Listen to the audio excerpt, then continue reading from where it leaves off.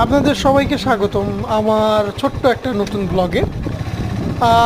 আজকে আমি আছি ঢাকার ভিতর, কিন্তু আসলে রাস্তা দেখে আপনারা কেউ কল্পনাও করতে পারবেন না এটা ঢাকা।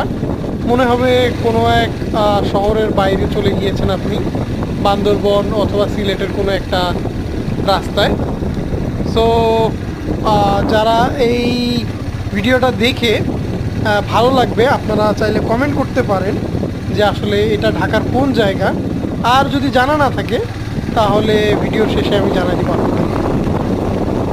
রাস্তাটার দুই পাশে এত সুন্দর, মানে ঢাকার ভিতরে এরকম রাস্তাটা খুবই ছোট, 1 থেকে 1.5 কিলোমিটারের মতন।